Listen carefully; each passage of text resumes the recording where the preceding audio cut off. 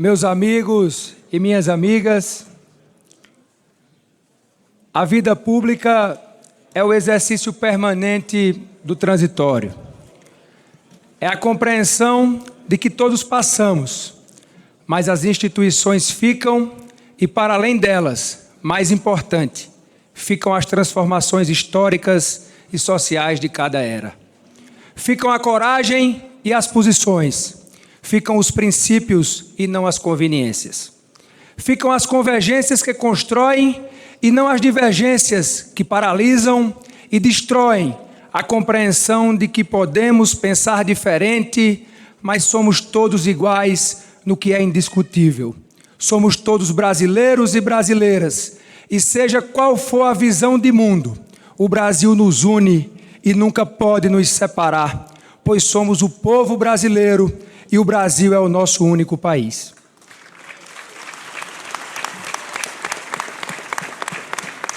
As glórias são efêmeras, mas os propósitos e os avanços o tempo nunca apaga. As paixões são radicais, mas são o equilíbrio e a razão que conduzem às horas mais difíceis. Começo assim, sob o impacto da confiança depositada em mim por vossas excelências, e vejo este plenário deste ponto de observação tão singular, e não posso deixar de lembrar e me emocionar que esta é e será sempre a cadeira do Senhor Diretas, do Senhor Democracia, a eterna cadeira do pai de nossa Constituição, Ulisses Guimarães.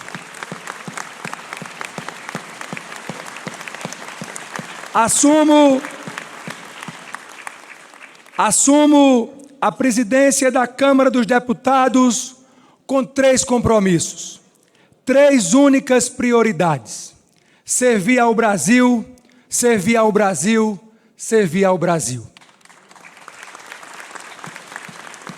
O povo brasileiro não quer discórdia, quer emprego. O povo brasileiro não quer luta pelo poder, quer que os poderes lutem por ele. O povo brasileiro não quer a divisão da ideologia, mas a multiplicação no seu dia a dia. Não temos tempo para errar. Chega de 0 a 0. O povo brasileiro quer resultado, quer emprego, quer melhorar de vida, quer educação melhor para seus filhos, quer mais segurança, quer viver melhor, quer um futuro melhor, um Brasil melhor. E se não formos capazes de entender e agir de forma prática, responsável e urgente para libertar o Brasil das amarras que aprisionam o nosso futuro, nós não estaremos à altura deste lugar e desta hora. Não podemos continuar desperdiçando o seu presente e sacrificando o seu futuro. Não podemos continuar penalizando a nossa gente, porque não existe um caminho da direita, um caminho da esquerda ou um caminho do centro.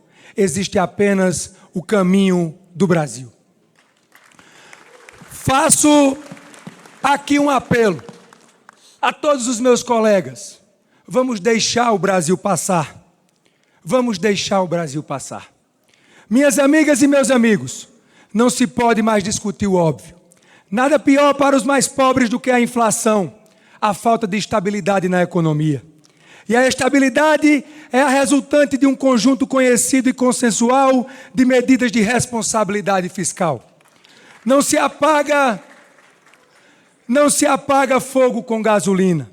Não existe uma nova matriz de combate ao incêndio. Isso é apenas atear fogo com outro nome. É nosso dever e o nosso dever é apagá-lo pelo bem do povo brasileiro. Não há democracia com caos social. Não há estabilidade social com caos econômico.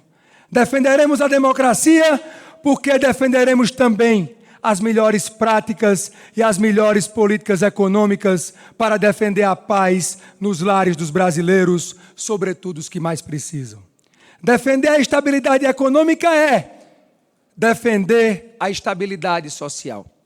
Chego à presidência da Câmara dos Deputados pelas nuvens e tempestades do destino, como definiu aquele que dá nome a este plenário. Não chegaria até aqui sem o apoio de amigos e motivadores da política. Minha eterna gratidão ao presidente do meu partido, deputado Marcos Pereira, pelo gesto fundamental, presidente, para que eu sentasse hoje nessa cadeira. E meu muito obrigado ao meu amigo presidente Arthur Lira, pelo respaldo ao meu nome. E trabalho incansável para que a Câmara encontrasse esse consenso histórico que estamos vendo no plenário. Nenhum interesse ou divergência pode estar acima da nação brasileira e das urgentes necessidades do nosso povo. Minhas amigas e meus amigos, nesta cadeira de Ulisses, às vésperas de completarmos 4 décadas, em homenagem a todos os presentes, aos brasileiros, à democracia, ao respeito às instituições e entre as instituições, faço questão de relembrar o gesto histórico de Ulisses ao promulgar a Constituição que juramos respeitar. Viva a democracia! Viva a democracia! Viva a democracia!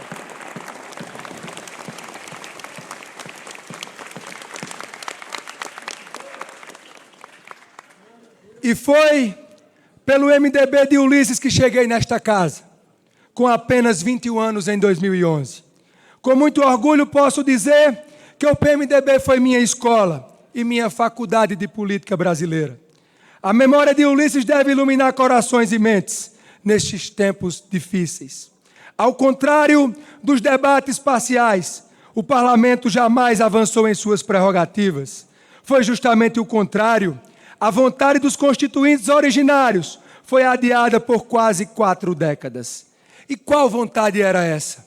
Ninguém melhor para descrevê-la do que o próprio Ulisses Guimarães em seu histórico discurso de promulgação da Carta de 1988. Pontificou Ulisses: se a democracia é o governo da lei, não só ao elaborá-la, mas também para cumpri-la, são o governo, o executivo e o legislativo. Repito, Ulisses, são o governo, o executivo e o legislativo. E Ulisses continua naquele dia histórico. O legislativo brasileiro investiu-se das competências dos parlamentos contemporâneos. Que competências eram e são essas? O parlamentarismo. Ele não pregou o parlamentarismo como nova forma de governo, mas disse que o parlamento se investia das competências dos parlamentos parlamentaristas contemporâneos. Ou seja, ele afirmava que o presidencialismo absoluto deixava de existir com a nova Constituição. Isso já em 1988. E mais do que afirmar, ele descrevia o que os novos mecanismos constitucionais previam. Ulisses, em seu discurso, desenhava a função constitucional deste parlamento já então. Palavras do senhor constituinte. É axiomático que muitos têm maior probabilidade de acertar do que um só. Quem era um só? A que se refere Ulisses? O superpresidente, o presidencialismo absoluto, cuja sentença de morte estava sendo decretada naquele momento. Na inauguração da nova Constituição, no mesmo célebre discurso em que pronunciou a frase que ainda ecoa nestas galerias: tenho ódio e nojo à ditadura.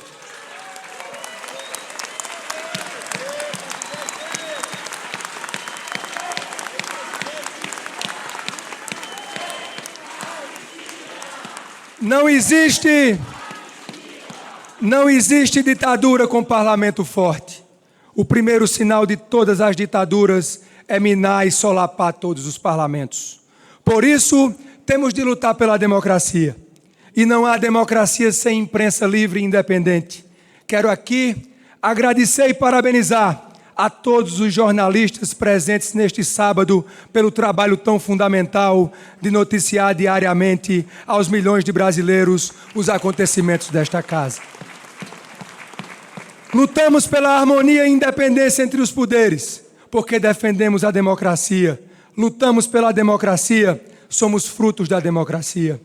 Não somos 513 deputadas e deputados.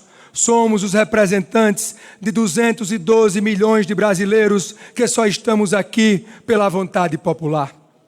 Somos escolhidos para representar o povo.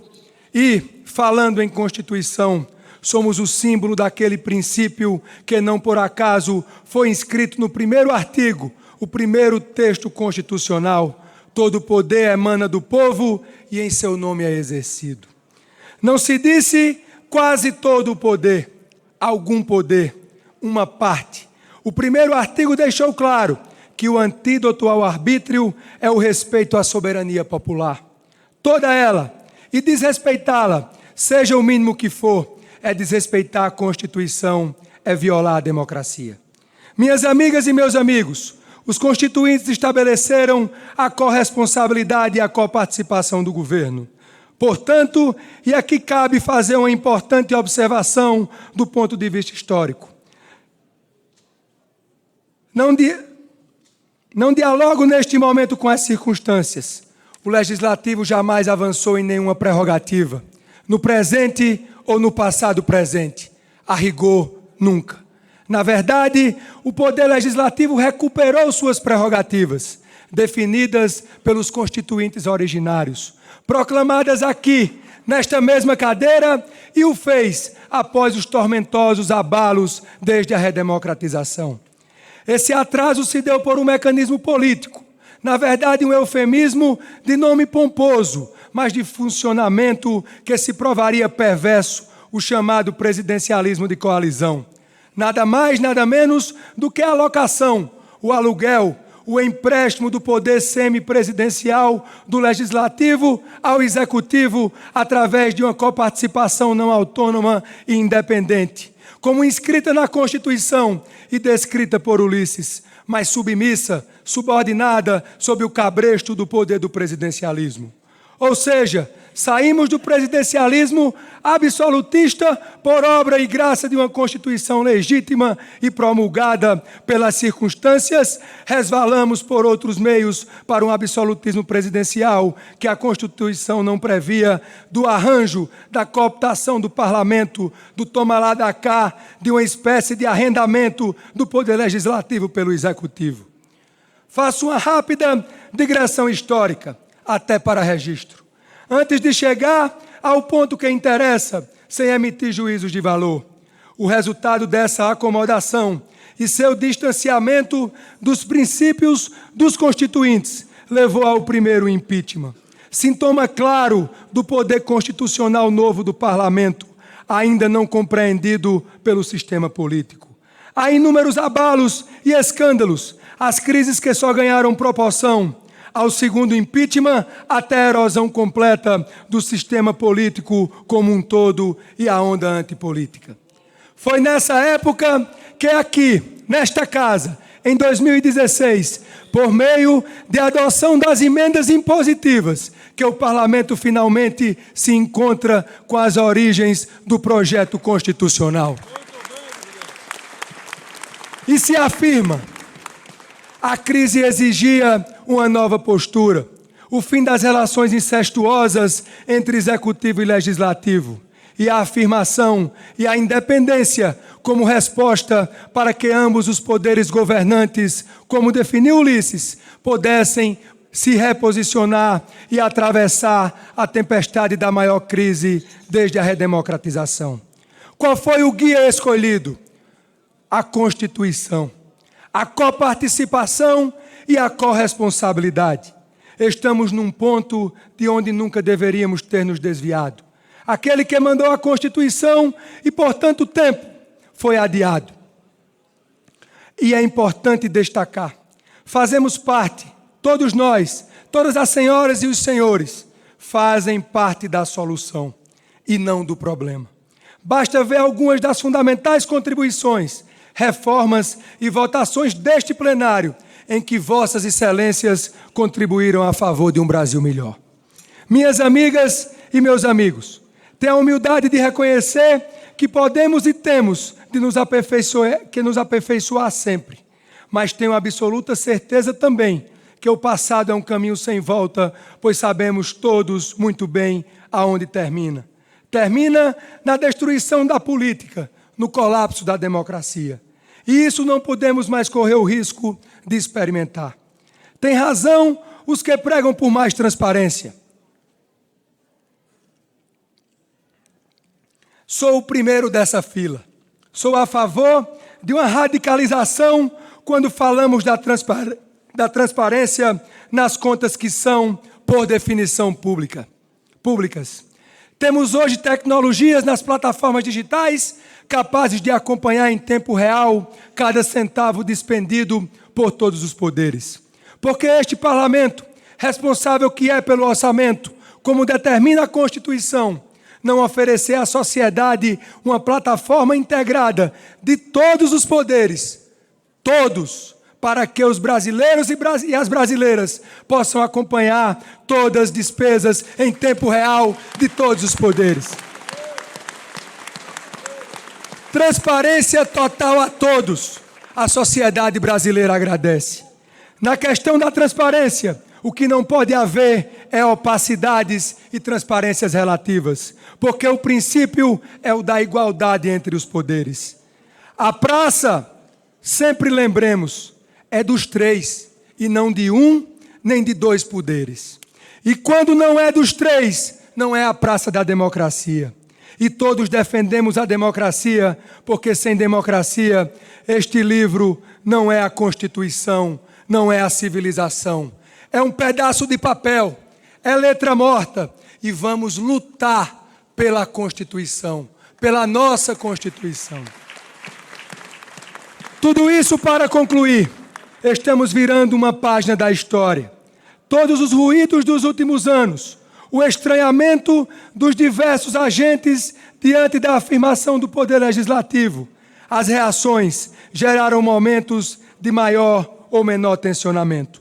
Agora sabemos que não estamos no ponto de chegada, mas no ponto de partida, onde nos colocaram os constituintes e que por décadas as circunstâncias não nos permitiram estar. Quando cada um reconhece o seu lugar, o nome disso é respeito. Passou o tempo do dedo na cara, é hora do olho no olho. O respeito não grita, o respeito ouve e se faz ouvir. Minhas amigas e meus amigos, partindo para as considerações finais, faço uma referência especial à importância da dinâmica de harmonia que deve existir entre os três poderes. Ninguém é dono da Constituição, todos somos seus devotos defensores. E todos, sem exceção, devemos a ela obediência. A Constituição está acima de todos e nada ou ninguém acima dela, porque fora disso, a democracia que a concebeu estará ferida de morte. A democracia não tem dono, somos todos donos da democracia, porque se a democracia tem um dono, a democracia não é de ninguém. Democracia só é democracia se é de todos. Estaremos sempre com a democracia, pela democracia, do lado da democracia. E seus inimigos, sibilinos ou ferozes, encontrarão no legislativo uma barreira como sempre encontraram ao longo da história. Poderes têm a obrigação de não apenas serem independentes, mas de zelarem pela harmonia, porque sem harmonia, que muitas vezes se traduz na autocontenção, na compreensão que nenhum poder pode tudo e que todos, somente todos, podem representar na totalidade a democracia. Sem harmonia, a democracia pode ser irremediavelmente fraturada. Serei um guardião da independência e um sentinela permanente pela harmonia. Todos temos nossas raízes e há sempre um mistério que habita cada um de nós quando chegamos a este plenário, trazidos pela invisível e insondável vontade popular. Viemos todos das mais diferentes origens, com as mais diferentes trajetórias, e aqui nos encontramos para convergir, dialogar, discordar, mas acima de tudo, cumprir o nosso dever com algo que está acima de nós, esta instituição e o que ela representa, o povo brasileiro, seus anseios, suas necessidades. No meu 4º mandato, venho da minha amada Paraíba e a minha amada Patos. A minha terra é o meu barro. Minha família me moldou e me forjou. Meu pai Nabô e minha mãe Ilana. A minha grande referência de vida, minha avó, uma guerreira, Francisca Mota. A minha felicidade de fazer você feliz nesse momento. Eu sou a flecha que um dia você lançou.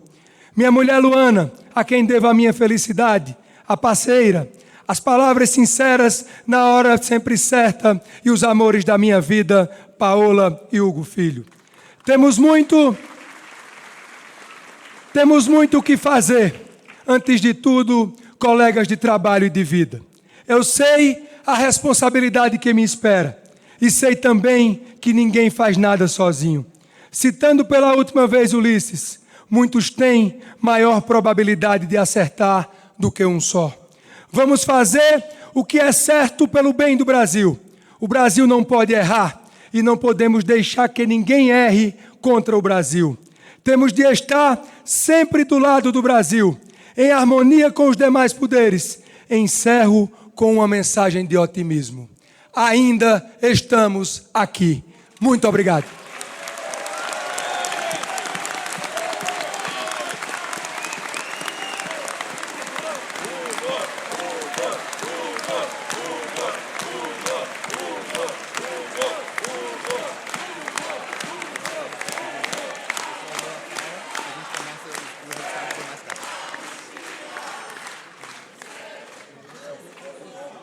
Vamos iniciar a apuração para os demais cargos. A mesa vai proclamar o resultado.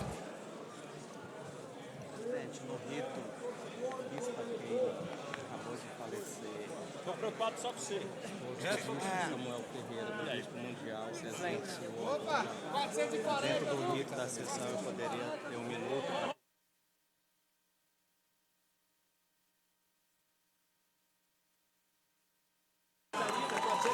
Para o cargo de primeiro vice-presidente, deputado Altineu Cortes, com 440 votos.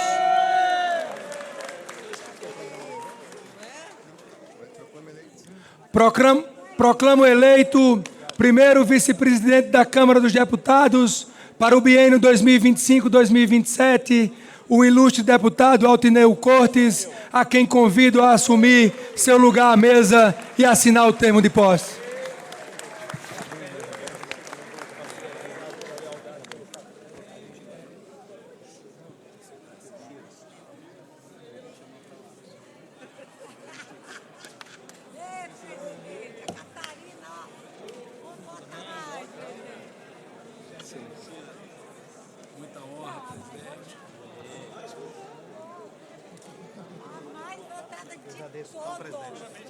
Para o cargo de segundo presidente, deputado Elmar Nascimento, com 427 votos.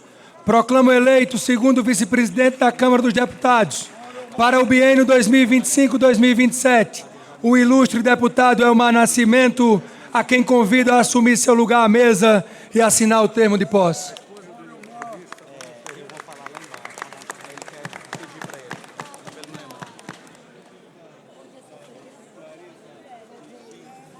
Lá de baixo, né, presidente?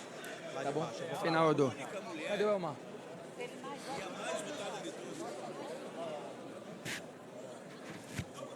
Obrigado. Gratidão.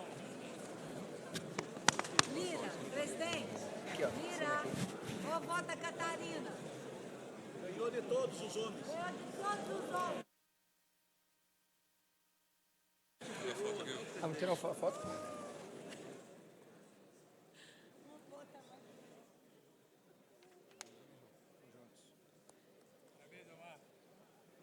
Para o cargo de primeiro secretário, deputado Carlos Veras, com 427 votos. Proclamo eleito primeiro secretário da Câmara dos Deputados para o biênio 2025-2027, o ilustre deputado Carlos Veras, a quem convido a assumir seu lugar à mesa e assinar o termo de posse.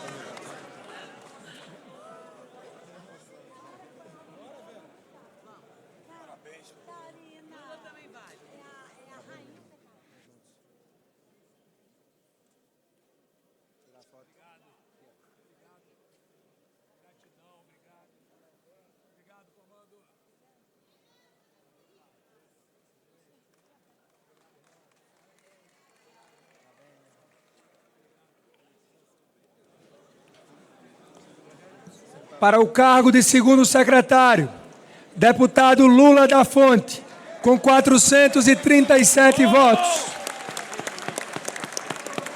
Proclamo eleito segundo secretário da Câmara dos Deputados para o biênio 2025-2027, o ilustre deputado Lula da Fonte, a quem convido a assumir seu lugar à mesa e assinar o termo de posse.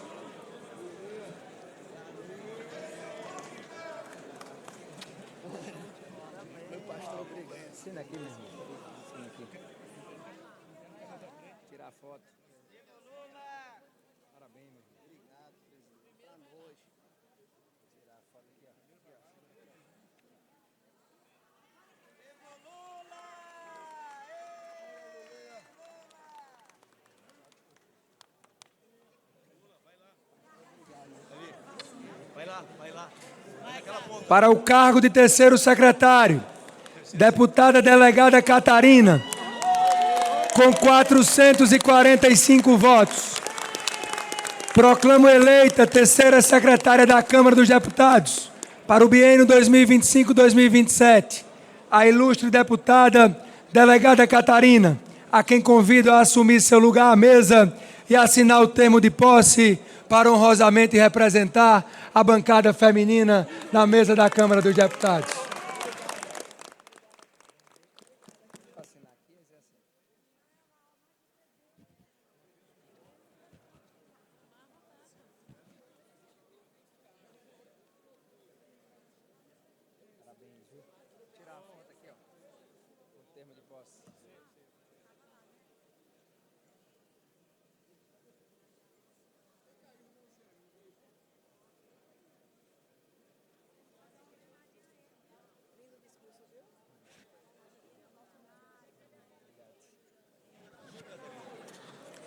Para o cargo de quarto secretário, deputado Sérgio Souza, com 432 votos. Proclamo eleito o quarto secretário da Câmara dos Deputados para o biênio 2025-2027, o ilustre deputado Sérgio Souza, a quem convido a assumir seu lugar à mesa e assinar o termo de posse.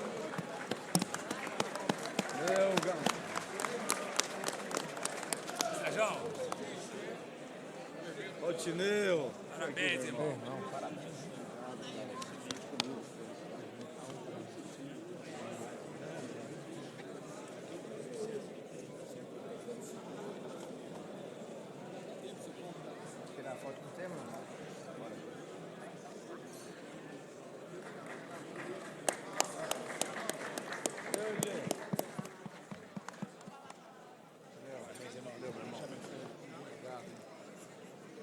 Para os cargos, anuncio a totalização de votos dos candidatos à suplência da mesa. Para os cargos de suplentes de secretário, deputado Dr. Vitor Linhares, com 388 votos. Deputado Antônio Carlos Rodrigues, com 395 votos. Deputado Paulo Foleto, com 389 votos.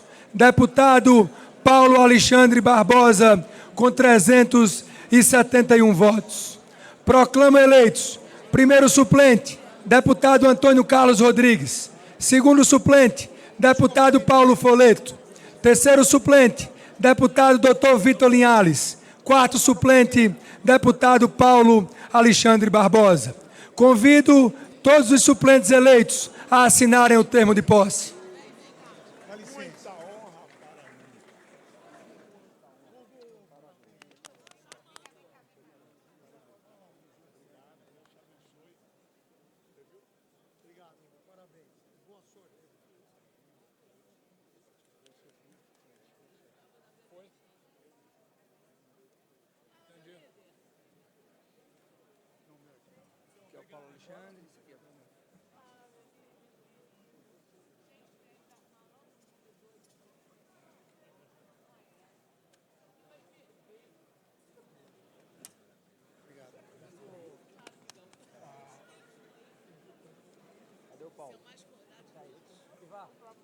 E esse aqui, que é bordado também, mas não é tua carinha, teu rostinho.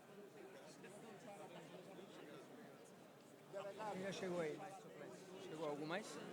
Chegou mais algum suplente, não? Meu Deus. Tá feliz? Vitor. Parabéns. Foto com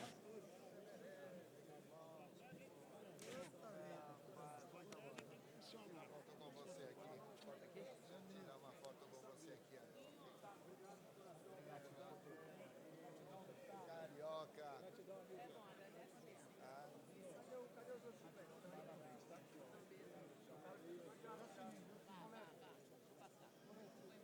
Cadê o solete? Deixa eu tirar uma foto aqui comigo. Aí,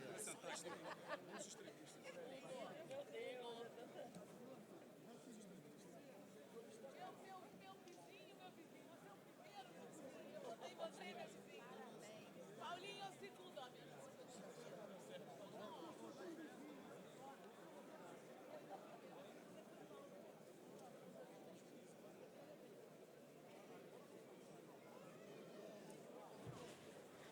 Vou tirar uma foto aqui.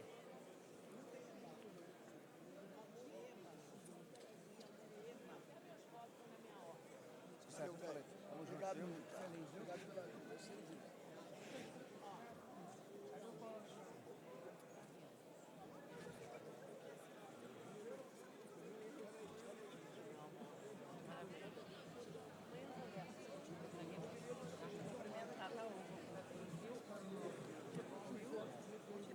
Ele só vira ali pra mim.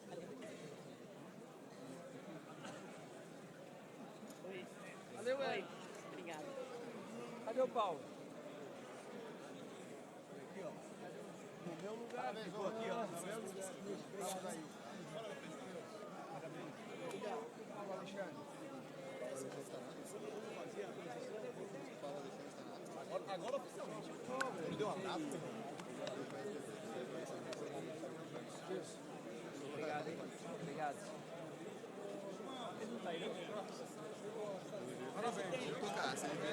Presidente.